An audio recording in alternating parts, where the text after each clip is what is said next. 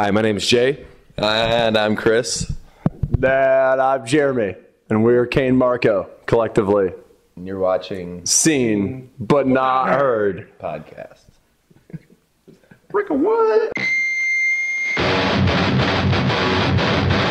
Hello again, and welcome to another Seen But Not Heard podcast. My name is Phil. We are here in Grand Rapids, Michigan, and joining me today on the podcast, we have the guys from Cain Marko. How are you guys doing? Good. We're good. Hungover, thanks. Wonderful. It is the day after Christmas, so it's only fitting. True.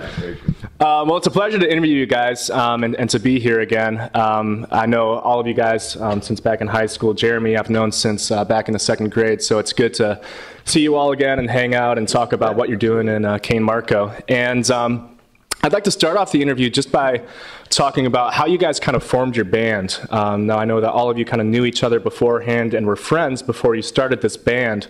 Could you maybe talk about what value do you put in being in a band with your friends as opposed to just looking for the best musicians that you can? Or maybe it was a combination of kind of both of those goals? Well, yeah, me and Chris have known each other for a really long time. We grew up in the same neighborhood, Elger Heights in Grand Rapids, Michigan. And we started playing in a band together when we were about 15 years old. And then at the same time, I played in a different band with Jeremy in high school. And then me and Chris moved to St. Paul, Minnesota for a while and started a band out there, and it didn't really work out. Mm-hmm. So we came back here and started looking for members in another band we were working on, and got a hold of Jeremy, and he was really into it. And then, so we've kind of all known each other for a long time and have roots with each other, and it all kind of started from there. Yeah. I don't think I'd want to play in a band with people that weren't my friends. Mm-hmm. Like I know a lot of bands that like are strictly business, and it's pretty shitty because they all end up getting mad at each other, and you know it's pretty cool because we can all party together and play music, and when we're out on the road, we all get along real well, which is yeah pretty sweet. Well, I think especially for our style of music, it works really, really well being friends with each other. I could definitely see potentially, having, how maybe having angst with your band members could be really, really great for creative inspiration. But as far as our music goes and our personalities go, we just kind of have to get along with each other. And the more we get to know each other, I feel like the better music we've written. Yes. So. Sweet. Now, when I listen to your music, obviously it seems like a lot of the songs are about getting drunk, rocking out with your friends, having a good time. Is that what Cain Marko is about? Or if you had to kind of describe your music to someone who's completely unfamiliar with who you are, what is Cain Marko about, or what would you say to that person? I don't know. I think those songs are about that because that's kind of what we know. I mean, it's your area of expertise. Yeah. Well, beneath the exterior of just kind of drunken goofiness and whatever, a lot of the songs are about the camaraderie of and friendship and just our general love for each other and our love for getting drunk together. About trying not to take life too seriously and look past the bullshit. Right. Yeah, I don't know. What was the question again? What was Cain Marko about? Seems like you guys say camaraderie, having a good all time, that good stuff. Not taking life seriously. Yeah. Now, you guys have 2 EPs out so far, right? Yeah. Okay. I love your own original kind of fingerprint that you put on your music, but it does also remind me a lot of the punk bands that we used to listen to back in high school, like Hot Water Music and Bear vs. Shark and Small Brown Bike and such. Could you talk a little bit about what are some of the bands who have influenced you as musicians and have maybe influenced the sound of Cain Marko? Well, you nailed a few of them, obviously. I mean, that shows through. I'm sure we love Small Brown Bike and Gun Mole, John Brown Battery. Yeah. From back in the day. Jared's got his own side of things. A lot of sad bastard music. Jeremy's a classically trained guitarist. Thank you, Jay. Well, I mean, for me, I was kind of when I joined this band, I was the odd man out. I knew very little about punk and this genre of music, and quickly fell in love with it. Just seeing the passion that Chris and Jay have for it, and got into Bear versus Shark was probably like and a Wilhelm Scream were the guys that were just those bands just completely blew me away. As far as personally being influenced, it was.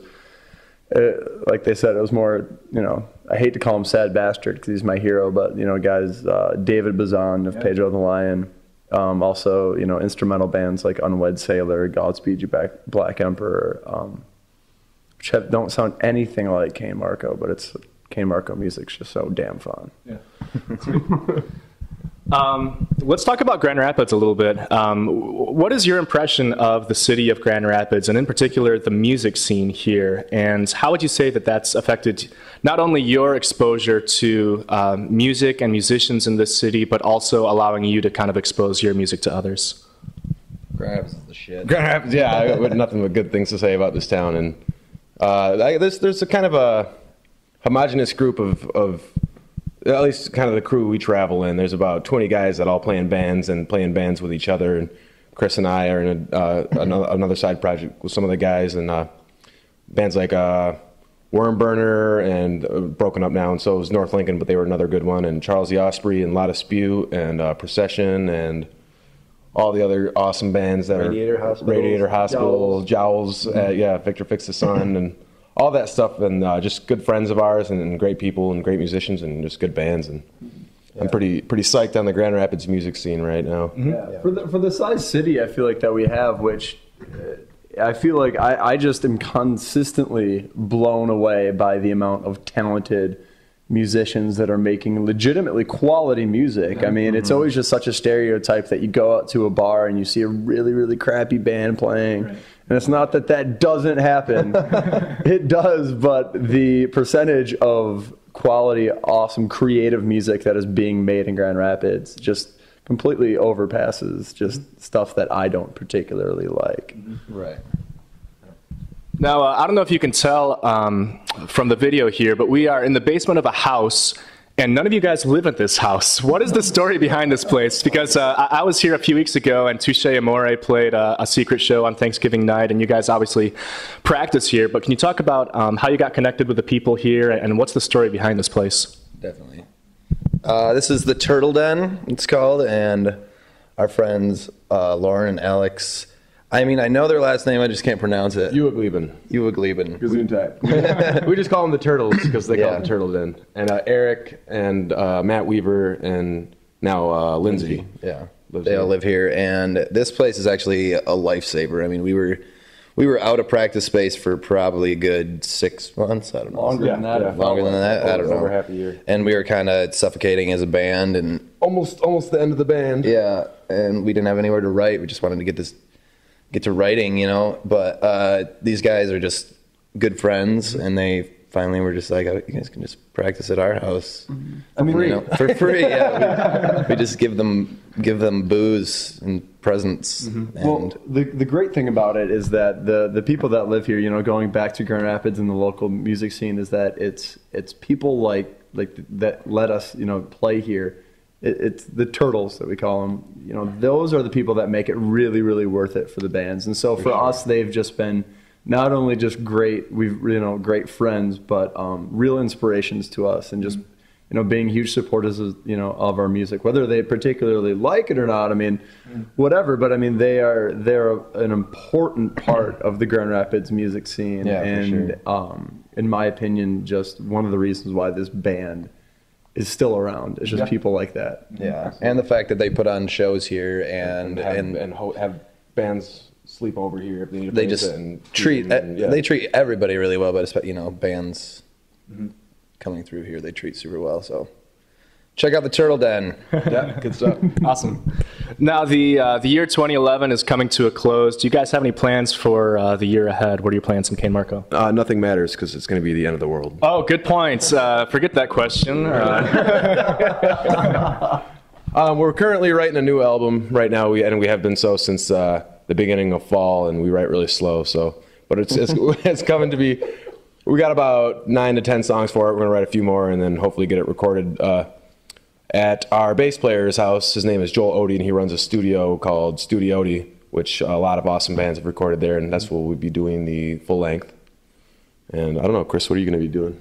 I'm going to be sleeping and drinking a lot. Nothing's changed. Yeah, I don't know. That's pretty much our plan. We're writing this, and then we want to get back out on the road after Jared's done with his semester. I mean, we're going to be taking it a little slow because this man needs to get educated. Well, yeah, for me, 2012 presents a really fun opportunity because I'm going to be going back and performing, doing classical guitar performance at the university level. And it's going to present a brand new set of challenges. And so the next 3 months are going to be, next 3 to 4 months are going to be kind of crazy and different. Where we're trying to wrap up and record this full length, which we're super, super proud of and so stoked for. But one thing that I just could not be more excited for is getting back out on the road. Because if there's one thing that we have discovered, that we love being out there, meeting new people, meeting new bands, going places that we never have before, and just kind of, that's one thing that I've loved about this, if you don't mind me going on a tangent. Just love the punk rock I'm trying.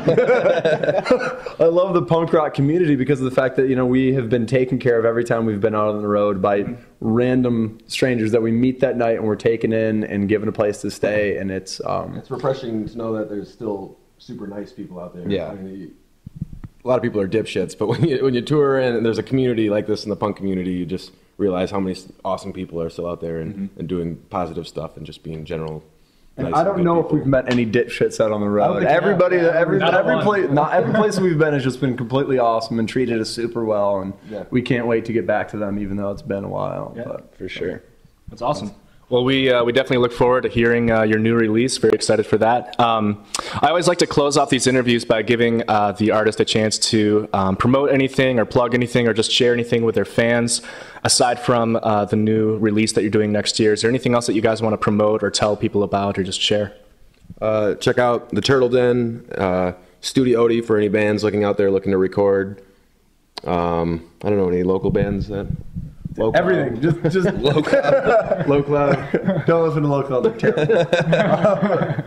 No, Grand Rapids, just any Grand Rapids band. I mean, whether it's Nate Kalish from the Wildfire, Jowls, man, to Jowls, just check if you haven't heard of Law Dispute, check out Law Dispute. Their new record is just incredible. No. Yeah, you probably have. Yeah, everyone knows. Bands like Shores, Blank States, even though they're done with now, but hopefully their recordings are going to be coming out. Anything out of Grand Rapids, support local music. Support local music for sure. If you want to open up a venue, open up your house, do it. It's a lot of fun. It's a lot of work, yes, but buy our shit. That's the bottom line. That's what we're really getting down to is. Awesome. Well, thanks so much, you guys, for hanging out. It was great talking with you, and wish you all a happy New Year. Yeah. All right. Thanks a lot, you guys.